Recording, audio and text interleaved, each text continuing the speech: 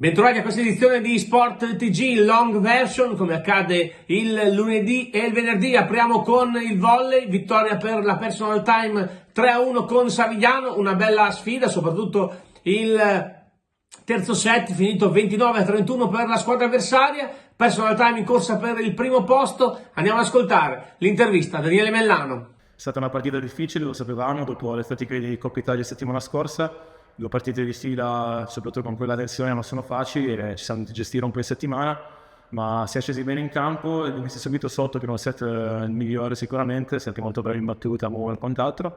Secondo, siamo partiti più o meno, però siamo stati bravi alla fine a riprenderli e andare sopra. Terzo, siamo un po' calati in tutti i fondamentali, troppi errori, però poi siamo stati bravi il quarto a rimettere in campo il nostro gioco migliore, quindi siamo contenti di questo 3-1 che è importante. E l'ultima giornata, settimana prossima, sarà decisiva perché anche le altre squadre che stanno correndo assieme a noi hanno fatto il risultato, quindi la preparare la settimana nel migliore dei modi e speriamo di fare una bella partita a Cagliari. Passiamo al basket. Venerdì sera sconfitta per la New Basket San Donà, che ha perso al Palabarbazza con Udine. Vediamo il servizio. La New Basket San Donà non sta attraversando un grande periodo, come testimonia la sconfitta di venerdì sera con Udine. I friulani hanno espugnato il Palabarbazza con un secco 92-69, una partita più o meno senza storia che va archiviata in fretta per continuare a tenere vive le speranze di partecipare ai playoff. Attualmente gli uomini di Coppa sono ottavi, a pari merito con Udine e Calligaris, 2 punti in più per Sacile. A questo punto diventa fondamentale fare risultato nella sfida di sabato sul campo della Vis Spilimbergo. Da questa gara passa buona parte della post-season. Passo falso anche per il rugby, sconfitto a Pesaro, in servizio. Il rugby San Donà segna il passo sul campo di Pesaro. La mischia biancoceleste è stata battuta 29-28, un solo punto di scarto in una partita impegnativa, bella e combattuta.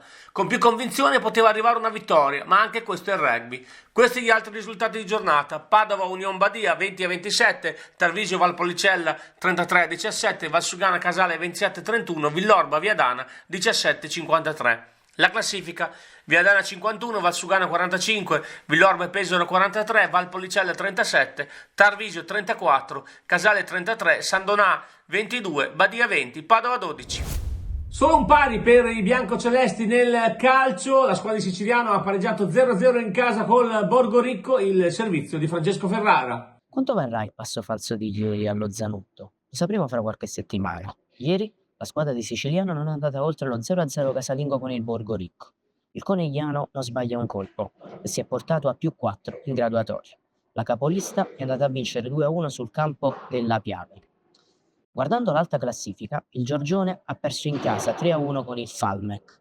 Pareggio per la Godinese 2-2 in casa con la Iulia Sagittario.